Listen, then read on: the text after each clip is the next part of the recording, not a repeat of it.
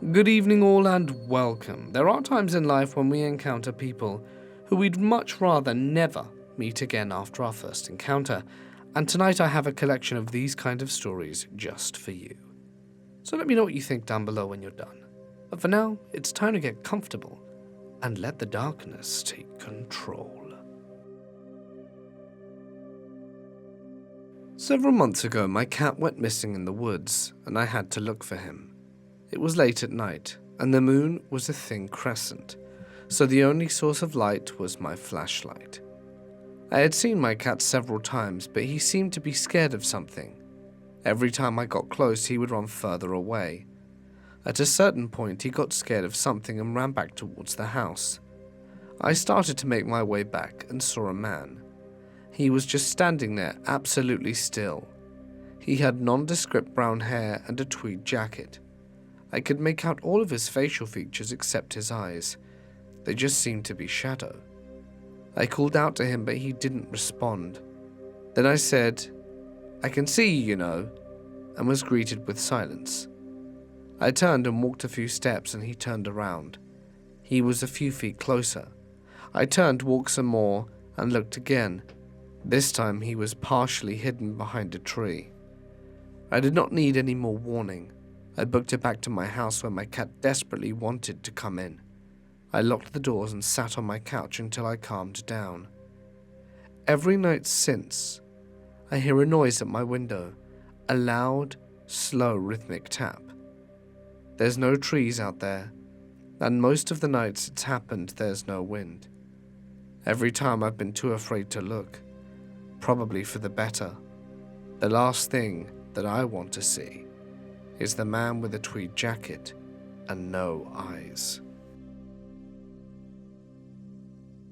I'm a 24-year-old female and live in a very populated city where people drive a lot. I'm still shaken by this, and I'm honestly curious to hear your thoughts.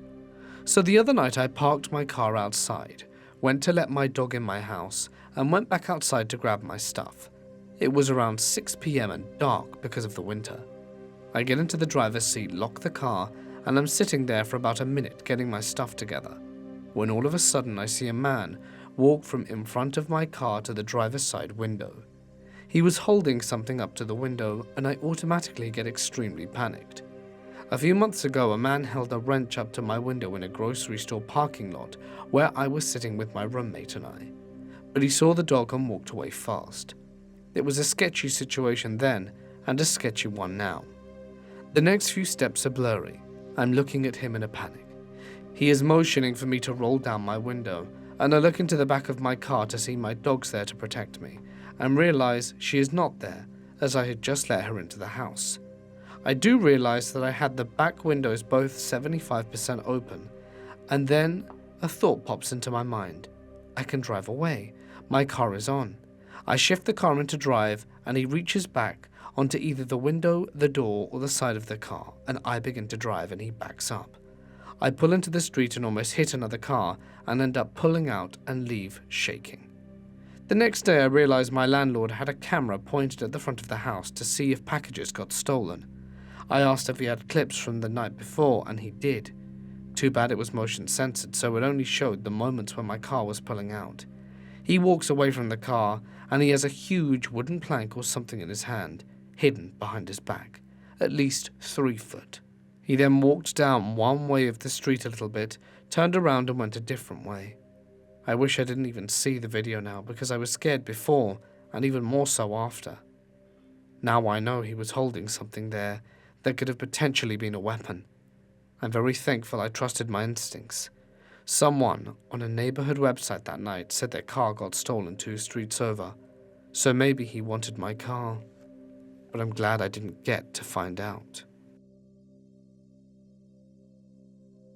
One evening, as I'm on my computer browsing Facebook, I happen to get a message notification.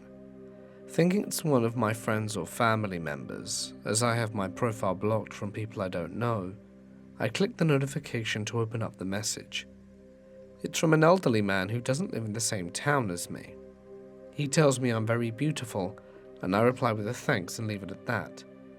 I should never have replied, because he immediately replies with, "Are you single?" when clearly in my profile picture there is my boyfriend of 3 years and I am embracing.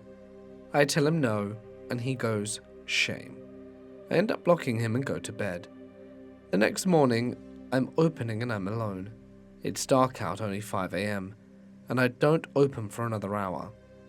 When I hear a, "Hello, you look beautiful as ever this morning," I turn around expecting one of my co-workers from the grocery store that my kiosk is placed in, and is just messing with me. But to my horror, the elderly man was there. He lives in a town that's about an hour and a half away from me, and the fact that he drove all the way down here just to see me terrified me. I told my manager about it. He asked me to go to the back room and would inform me when the guy was gone. It took a while, but my manager finally came for me. The guy, after I disappeared, ended up walking the whole store multiple times trying to find me, even asking associates if they'd seen me from Starbucks around there and he needed to talk to me. My manager quickly told the gentleman he was worrying his employees and that it would be best if he left before he had to call the police. Needless to say, he hasn't spoken to me, but I do occasionally see him lurking around the store. When I was 18, I went with my sister to the rallies by our house. I always looked young, so I probably looked like I was 14. This random guy pulled up while we were outside eating and asked us where the library was. So I told him to just keep driving straight on the road he was originally on. That's when he asked me another question, where I worked. I actually told him where, but that I was actually about to quit. Immediately, he asked me if I wanted to work for him, but that we'd be traveling a lot and he couldn't afford 2 hotel rooms, so we'd have to share. I politely declined, and that was the end of that. A year later, I'm walking down the same street, and the same guy pulls over and asks me if I know where the library is. I tell him to keep driving straight. He then asks me if I worked for him before, and I tell him no, and he drives off. I move away for about 3 years, and then when I get back, get an apartment about 3 blocks from my old house right next to the rallies. I'm walking to work on the same road, and the same guy pulls over, and we have the same conversation.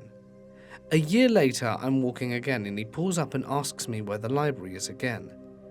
This time I bring up the fact that he's asked me where the library is 4 times in the past 6 years. He apologizes and then says that explains why I look familiar and asks if I want a ride. I tell him no and he drives off. 2 years later, I'm walking down the same street and he pulls up again and asks where the library is, and I bust out laughing and he gives me a puzzled look. I inform him that he has asked me this about 10 times. He apologizes and asks me if I worked for him before and I say no. He asks me if I want to, and I ask him what he'd like me to do. His work proposition was inappropriate to say the least, and I laugh and tell him to never ask me where the library is again. It's a really strange series of coincidences to happen so consistently throughout my life. Was it more than just a coincidence? What do you think? This happened to me in 2010. I was a college student at a school in a big city which unfortunately wasn't in the best part of town. At the time, I was living in an off-campus apartment that didn't have dedicated parking spots, so I always tried to park my car along either side of the building under a streetlight. However, on this particular day, I was only able to get a spot on the street behind the building. Around midnight, I left my apartment to drive to my then boyfriend's house in another part of the city. He was a musician and just getting home from a gig, hence the late night meetup. I hated being outside the city alone at night, but I hadn't seen my boyfriend in a while and thought I could quickly make it to my car without issue. To get from my apartment to my car, I had to walk out the front door of my building, turn the corner, walk alongside the building, which was the length and width of a city block, and turn down the back street where my car was parked. All in all, this should have taken no more than a few minutes.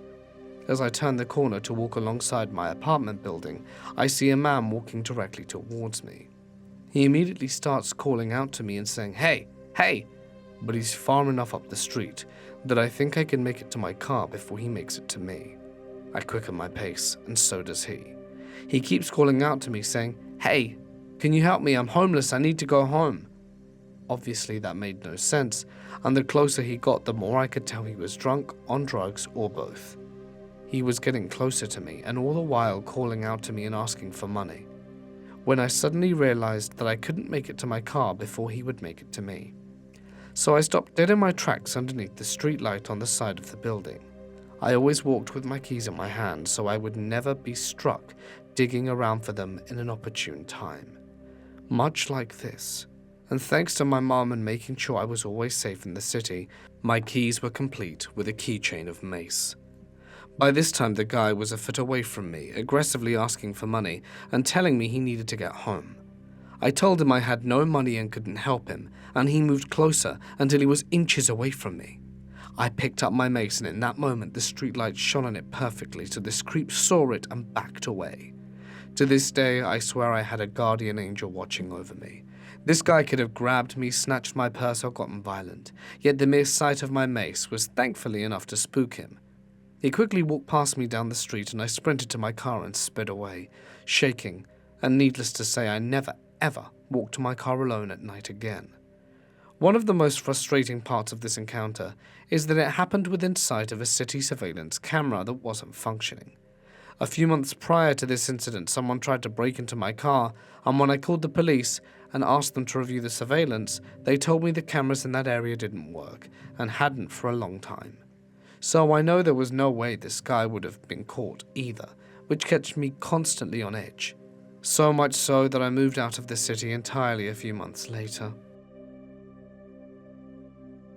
This happened in summer of 2008. I was at a sleepover birthday party at my friend's house. You see, I live in rural western Pennsylvania. All you need to know about that side of the state is that if you aren't living in Pittsburgh and Erie, you're probably living in an oil town that went bust decades ago. Oh, and you're probably in an isolated forest too.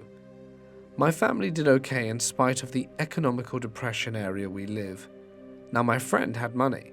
His family weren't Wall Street investors or anything, but in a town like mine it was noticeable.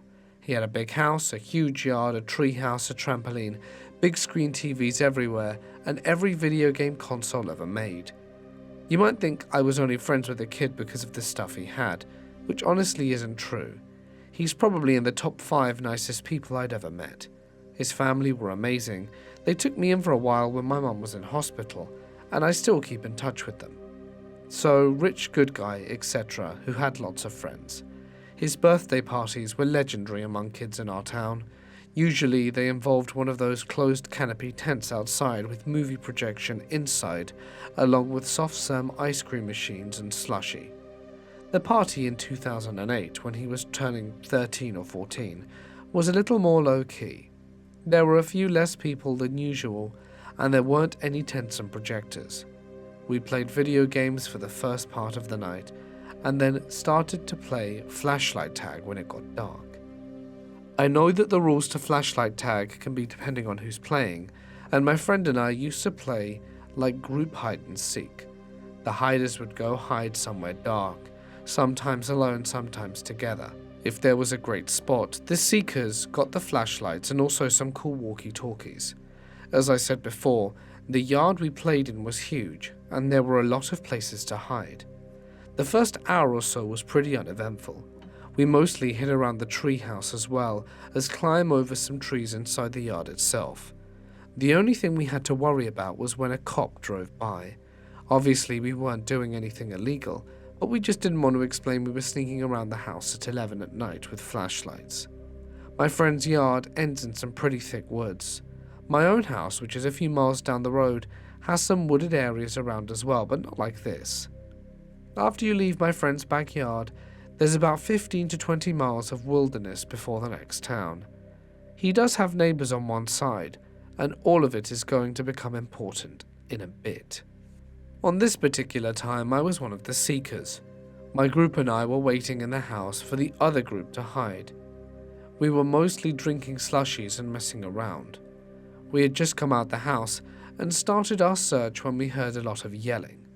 Suddenly, the entire other group came rushing back to the house. They went inside, and my group, really confused at this point, followed them in.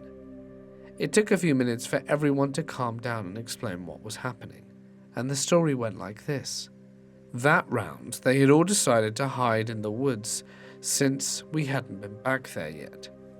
They had gone a number of places inside, but were still in sight of the house, looking farther inside the woods.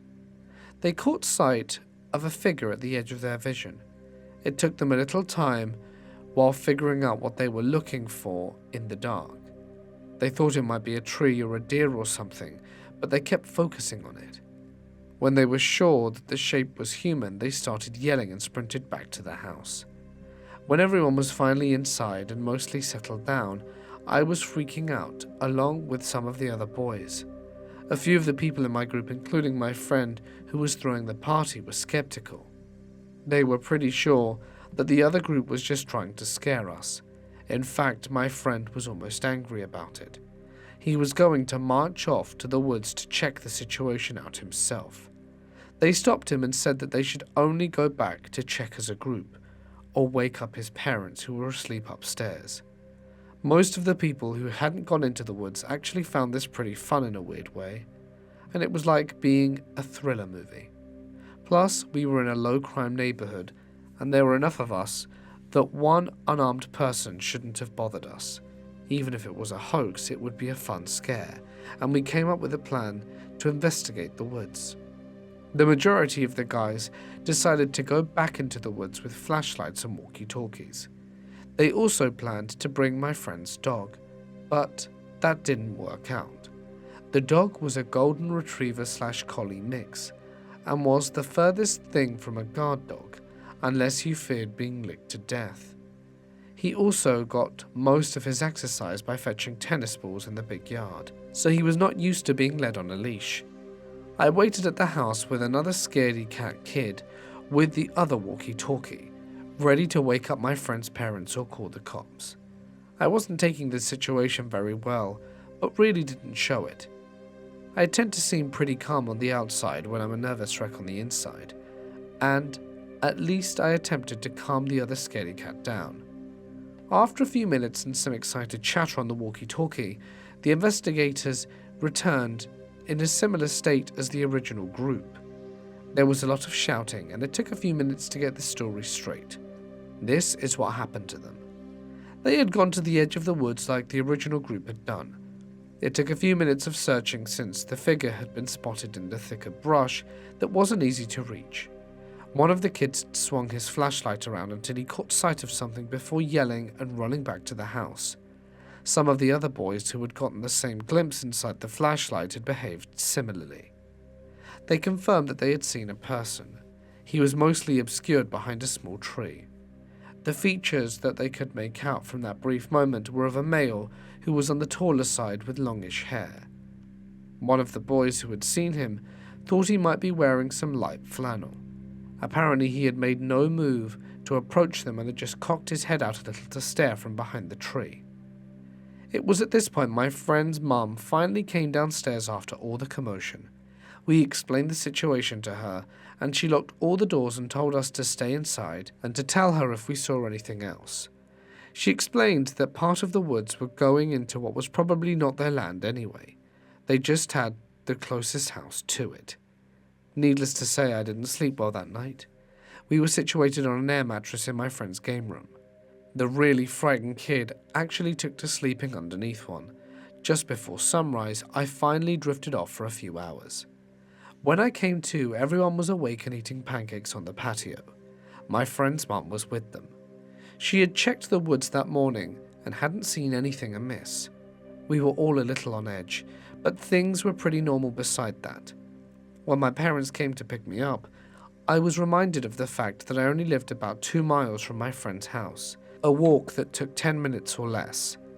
Even at home, I struggled to sleep for a while, just thinking about how easy it would be for the man in the woods to show up in my yard. Well, a few weeks later, I'm playing video games at my friend's house again, and I bring up the subject, and he was very dismissive of it. It was strange, but he was pretty short with me about it. It was like he wanted me to drop it. None of his behavior fit his personality at all. He did come up with an explanation, though. Apparently, one of the neighbors had a son a few years older than us. He was tall with long hair, and my friend explained that he could be a jerk and was pretty weird. The way he said weird may have indicated some mental condition. My friend's explanation was that the kid had seen us playing hide and seek in the woods and wanted to scare us. That did make me feel a little better at first. It did seem reasonable on the surface, and there was a good chance that actually happened. However, there are a few things that don't sit right with me.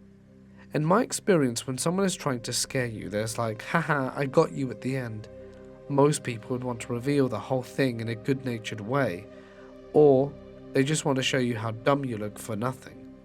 Back when we had the sleepovers in our tents, one of my friend's older brothers would rustle the outside before popping his head to see if he scared us. Both of his brothers had moved out of the house by the night of the incident, and the person in the woods did nothing like that. He may have just been trying to scare us and went all in on the whole thing, whereas his only pleasure was knowing that he had scared us. Or if this kid really did have problems, maybe he didn't understand how the pranks were supposed to go. His explanation also brought back an early memory of mine. I'd been going over to my friend's house for close to 10 years at that point. In one of the early years, I remember playing a game with my friend and one of his neighbors who lived across the street. Both my friends and the neighbor had crabapple trees in their yard. We played a game of basically dodgeball with moldy apples thrown across the road. The game ended when the neighbor, who was a few years older, chucked a crabapple at my friend's head as hard as he could. It was absolutely nailed to my friend, and he was on the ground crying. I brought him inside where his parents asked me what was wrong, and I told them about the game and the neighbor kid. When he finished crying, his parents scolded him that they'd warned him of this. They just said the neighbor's kid was not nice, and for the record, he did not have long hair. But this was a number of years prior. Now, I don't know if this was the neighbor that my friend had pinned the blame on, which brings me to some other disturbing things. My friend never gave me the suspect's name, even when I pressed him on it. More unsettling was the fact that my friend was not amongst the kids who had actually seen the guy directly. This was just his explanation for what happened. I don't think my friend was actually trying to cover anything. I think he was worried that I wouldn't come round anymore if I didn't feel safe. That was the last time I had a sleepover at his house, not because of the incident, but because we were entering high school and overnight parties started meaning something else entirely. My friend's explanation does seem plausible, and that makes it pretty creepy on its own. The alternates are even more frightening, and I don't want to think about the kind of guy who stalks teenagers in the woods at night. When I was 19, I merchandised perennials at Home Depot in the garden section. It was mid-June, so there was a lot of product to cull, organize, and rows of racks containing flowers that had to be put out. I was finishing up one day, sweeping the concrete from the mess I'd made, when this old guy in his early 60s walks up to me uncomfortably close. He said something along the lines of, "Well, you're a strong, hard-working young man." I wasn't paying much attention to him, but still trying to be polite while clearing up so that I could be done. He kept saying weird stuff like how good of a work I was doing and how strong I am. At this point, he had one hand on my shoulder and the other gently on my stomach. All I could think of is, there's no way this guy's doing this. He then pointed to the rack of perennials that lined the aisle. "Look at all these flowers. We need a big, strong man to put them away." I kid you not. Not only did he pause, but he looked down at me while he did it. I scrambled away from his touch, laughing awkwardly because I was pretty much still a kid, but I wanted to throw up. I just kept walking and asking myself what the hell just happened. I could see him from the corner of my eye. As I swept, he was just standing there watching me. I looked up to meet his gaze, and I just glared back until he looked away and left. I was scared to leave Home Depot that day, paranoid he'd follow me. Every old guy I saw after that, I was hyper aware of for a while. As a male, You don't think of it happening to you, so you never realize how disgusting it feels. When I was 6 years old, I was at a park with my friend, Fred, along with our parents. I went up to my mum and explained that I needed to use the restroom. She asked if I'd bring my friend with me, and as we're walking to the restroom, Fred stops at the water fountain for a drink. I continued inside and immediately stumbled upon something strange. A large man was in the restroom but not using it. I stood by the doorway a bit confused. He looks at me straight in the face and says in sickly sweet tones, "I won't hurt you." I sauntered past him into the stall and began pissing as fast as humanly possible. He gently touches the stall door, pressing against it ever so slightly while still repeating, "I'm not going to hurt you." I'll never forget that guy's voice. Now finished, yet somehow crapping my pants, I slammed the door open to see him waiting for me at the sink, now silently staring. I try to dash past him, but he lunges and was able to grab the collar of my shirt. By this time, my friend cracks the door open to look inside to see what's happening. My collar is released and I sprint with Fred back to the playground and tell my mum what happened hours later. Her expression in reaction was so strange. I can still see the strike of anger met with a sense of fear. This takes place in 2017. I was born in the year 2000, so I was around 17. I worked at a popular chain restaurant as a hostess. We had a high turnover rate, so we constantly had new people working there. The bar was pretty low on who we would hire. Anyway, one day this guy comes in his mid-40s, probably around 5'9" and of average build. He had a small gap between his teeth and had emotionless eyes, dark grey/brown hair, and a bit of a comb over.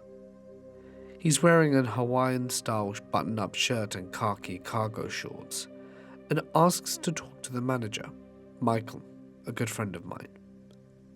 After about half hour of talking, the man shakes Michael's hand and leaves. We joke that he looks like a stereotypical serial killer. He had no job background to talk about really, just that he's from California and he was a male escort. He's having a second interview on Tuesday, so I guess we'll see what happens. Michael informs me. We both made jokes for the next few days about the serial killer co-worker we were sure we would soon have. Even after he was hired, it was a running joke amongst everyone. His name was John. On the surface he was okay. Maybe a little inappropriate at times and touchy-feely with the girls, including myself, but everyone thought he meant nothing by it. Looking back now, it's weird how we let him get away with borderline sexual harassment. I can recall several times that he grabbed me by the waist, called me sexy, and made sexual noises as I entered the room. I was only 16. I had only been working there for about 6 months. I had become close with most of the staff at that point, even the new guy John. He was a little weird to everyone, but especially to me. It was like he had some kind of fascination. In the back of my mind, I thought I should stay on his good side, just in case he was as creepy as he acted. So when he invited us all to a barbecue at his house, I went. I didn't want anyone to have a reason to dislike me. Maybe it's because I'm a people pleaser, or maybe it was the feeling in my gut. It was me, Michael, his girlfriend, and their 3 children, and Justin. John told me to go there at 4, so I did. And when I arrived, I realized I was the first to be there. I always get to places early, so I figured everyone else should be there soon. He lived in a nice enough neighborhood, and from what it seemed, he was pretty well off. Nice house, 2 cars, a boat even. I'm greeted by John at the front door, who welcomes me with a hug, and asks if I can help cook the burgers, as he was vegetarian and didn't know how. I thought it was a bit weird, but figured he just wanted an excuse to have people over. He lived alone. He told us he had a girlfriend in Germany, and that he was previously married in California. He had 3 kids, one was an adult at this point, and the two others must have been between 4 and 8. I had met his children before when they came to visit him at work. The oldest took care of the two younger. She was deaf, which I thought was interesting because I'd never met a deaf person before. She seemed like she didn't really like John, and only came to see him when she was dropping off the two younger ones to visit him for the weekend. He didn't have custody of either of them, and usually only saw them every few months. Sure, I say, but I'm not a very good cook, trying to give a forced smile. I had never been alone with him before, and it was getting more uncomfortable by the second. That's when he offered the tour. He grabbed me by the hand and ushered me outside. He had a good-sized backyard. It had a privacy fence, not one but 2 small sheds and a garden. So that's where you dismember people and put them in your garden, don't you? I joked. Looking back at him, he just smiled. John had caught on to the serial killer jokes at work rather quickly, but he thought it was funny. He would often joke about hiding dead bodies, and I would usually play along. I don't know why I did. I think I just really felt like it was part of an inside joke. You got me. Why do you think the veggies grow so well? He said in a joking voice while walking towards the garden. Ex-wives make excellent fertilizer. After a while, he went back to the kitchen and told me to put on the apron, so I did. You know, you look so sexy in that. Let me take a picture and send to the other girls. You know they love you, right? He pulled out his phone and asked me to smile. At this point, I realized I'd been here for at least an hour and no one else was here yet. I quickly sent a text to Michael asking him when he would be here, and he replied with, John told us to be there at 6. You're already there? I gulped. Why had he asked me to come 2 hours before everyone else? Hey, come sit at this chair with me. John called me over from the living room, so I did. He patted the back of the recliner and also let me know that it was my spot. I sat down, and he sat down on the couch across from me. I guess now would be a good time to mention that John owned several guns, and he usually had one strapped to his hip. No big deal, this is Texas, it's pretty normal for people to own guns, but he had unstrapped his gun and was toying with it. Do you want a drink? While gesturing to the beer in his hand. No thank you, I really don't like beer. I was contemplating texting Michael to hurry up. I've got a 16-year-old girl and a gun. He chuckled as he typed away on his phone, and I thought he was joking until Michael messaged me asking if everything was okay and saying to sit tight and that he'd be there soon. 20 minutes later, everyone had shown up. Michael made it a point to mouth, "Are you okay?" to me, and I nodded. John was just joking around, right? And the night went on, still weird but not quite as bad as before. Justin and John made quick work of cooking and the rest of us sat at the table, including Michael's kids. He had 2 boys and 1 girl, and his girlfriend called Megan. Soon John had fixed up some cocktails for all of us, even me. I hardly touched it, but when Megan finished hers, she got up to get a refill. That's when it got weird. Sit down, John demanded, standing up from his spot at the table, and just looked at him all confused. I'm just getting a refill. I'll get it for you. You're the guest. Sit down. A bit more calmed than before, he grabbed her cup, went into the kitchen to fill it, and we all just kind of looked at each other. We made quick work of eating, even though the burger was almost raw in the middle, and at some point John had started talking about his kids and missing them. That's when he told Michael's daughter to come sit on his lap. She was a sweet little thing, so she did. I love you, John told her, tearing up. Say it back. So she did. And he started bawling. He was rambling about being just so happy that he had friends. He wished we could all just stay there forever. We were all quiet except for Justin, who was totally oblivious to anything going on, as he kept munching away at his burger. As everyone was getting ready to leave, my mum pulled up to come and get me. John quickly pulled us both into one of his sheds, sitting us both down. My mum looked at me confused. Thank you so much for letting your daughter be my friend. It means the world to me. I know it's kind of weird since I'm old and she's still a kid, but it makes me happy. He kept repeating this in different variations for 10 minutes, until my mum said, Okay, we're leaving now. And we both started heading for the car. Michael and Megan were still there looking relieved to see us.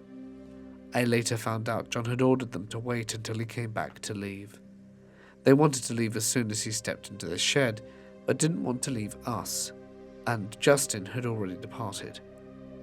Once they saw us emerge, they got into their cars and started strapping their kids to the seat.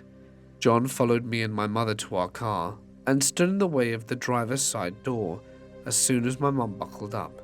"Please don't leave," he said, still blocking us from closing the door. Eventually he made up an excuse about how it was getting dark and we had to go. Later I heard from Michael that John came back from our car and told him and Megan that my mum was crazy and wouldn't let him leave from our car, that she must have been on drugs. A few months later, me and another co-worker had planned on seeing a movie after work. He was also named Michael, but because that was confusing, we called him Logan. He had about an hour more of his shift left, and I decided to wait at one of the empty tables and eat some lunch. As I sat there, John came into the restaurant, presumably to get his check, because we all had to pick up our checks from the manager. He noticed me sitting alone and took the opportunity to sit next to me. "Hey, what you doing?" he exclaimed with a big smile on his face. "I'm waiting for Logan. We're going to see a movie together after he finishes his tables." "Why don't you wait at my house? I'm sure you don't want to wait here any longer." He leaned in, never taking his eyes off me. "He's going to be done soon. I might as well just wait here," I replied, trying to convince him to leave me alone. He didn't leave me alone. He begged me to come with him, and since I have a hard time saying no to people, I agreed. I let Logan know what was going on, and he seemed concerned but said, "Okay, I'll be there soon." Michael and I had already told Logan about our weird experience with him, so he knew that John was weird. Once we get to John's house, he made me a glass of orange juice and vodka. "Not supposed to drink, you know. I'm only 16, I reminded him. But he persisted. "Here, hold this." And that's when he handed me his gun. "Don't worry, it's loaded." I'd never held a gun before, and I definitely did not want to hold it. It was very uncomfortable and weird. He sat me down, and he told me, while pulling out a bench, "God, you look so sexy with that thing." I sat down at the table, trying to ignore his comment. I put the gun down and began working on the half-finished puzzle that was on the table. John put my screwdriver down next to the gun. I was right next to a window, and as I looked outside, I realized it was raining. Logan had messaged me that he was on his way, and I was just glad that I would get to leave soon. John was sat on the couch with several guns and a lot of ammunition sitting on the coffee table in front of him. From what I could tell, he was cleaning the guns, but the way the room was set up, he had his back facing me. Logan showed up, and we had 20 minutes until the movie started. "Well, we better get going," Logan said, motioning for me to follow him. Just as I got up, John pointed to the kitchen. "Why don't you stay for a drink? You have time before the movie starts, right?" Before either of us could protest, he patted the spot next to him, getting up and returning from the kitchen with a mixed drink for Logan. Just one, I guess, okay." Which turned into two, which turned into three. Not by Logan's choice, but because John was so insistent. "Okay, the movie just started. If we go fast, we may make it before the commercials end." Logan got up, grabbed his keys. "You really think you should drive now, Logan? You've been drinking." John chuckled, taking the keys out of his hand. "Stay here for a while. It would be awful if you got into an accident. Please," he begged. Logan and I exchanged concerned looks before sitting back down. "Okay, we'll stay until the next showing, I guess." Both of them forced a smile. "Do you guys want to see something?" John asked. We nodded hesitantly. He brought out a small safe and struggled to open it for about 10 minutes and even made us try because he liked watching us struggle. "I'm going to make you two rich." When he finally got it open, it was full of $2 bills and $1 coins. Cool stuff, but nothing of real value. He handed us both 2 Sacagawea coins each, claiming they would put us through college. Neither of us were buying it, but we went along with it, thanking him. My father collected coins, so I knew a small amount about them, and I assumed that John was confused. When he pulled out a Nebraska Centennial gun, it was gold-plated and had mother-of-pearl handle. He pointed it to the wall and pulled the trigger, but nothing happened. "Whoops, glad that wasn't loaded," John chuckled, before putting it down and using his hand to spread the coins and various forms of currency around the world on the table. He did it for a while, scooping up coins and letting them fall between his fingers. "You guys should go get some drugs. I don't care anything," John told us, his eyes wide open. Logan and I saw this as an opportunity and took it. "Sure, we'll go do that. We'll be back," Logan replied, grabbing his keys, and once we got into his car, we both breathed a sigh of relief and decided to go to Michael's house to tell him about all the weird stuff that happened. When we got there after telling him everything, Michael got a text, and it was from John. "Don't trust them. They're liars and bad people. They're evil. They're using me." Me and Logan looked at each other. "Is he talking about us?" I asked, getting concerned. Michael looked at his phone. They had 15 other texts from him on screen. "Crap," Logan said, his eyes getting wide. "I forgot my phone at his house." Michael and I looked at each other and said, "Do you want us to go with you?" "What do we do?" "Go and say that my mum walked me home and you ended up dropping me off at my house, but you forgot your phone. Say we couldn't find any drugs for him. We looked for a while. That's why it took so long. We couldn't call him back because you left your phone, and mine is out of service." I instructed this, trying to come up with better excuse. Logan left, and about 40 minutes later he came back. "He's literally crazy. I got there, gave him the excuse, and got my phone. He was sitting in the chair looking at me and then got up, hugged me, and wouldn't let me go for 10 minutes. Kept saying that he loves me and that I'm his best friend." Logan told us, and we all decided there's definitely something wrong with John. We never went back to his house, and John began acting weird at work, erratic, jumping from happy to sad randomly. He quit a few months later, and the last we heard was that he moved to Tennessee. I looked up his mugshot on a website and found an arrest record from 2013. The charge was listed as assault. The most prominent conversation I remember having with him was when he said he wished me and him could run off together, rob banks, kill people, and have lots of sex. In his words, I would be the Bonnie to his Clyde. That I'm the woman of his dreams. And I'm 16. I really hope not to see John again. I've had enough of him for a lifetime. I was at the post office, and I noticed an older man standing in the corner, watching the line. I didn't think much of it, but I did notice he didn't have a package or mail in his hand, which was strange, but thought perhaps he was waiting for something or someone. After I finished my transaction at USPS, I started walking towards my car. Unfortunately, there were a lot of cars, and I had to park further at the end of the parking lot.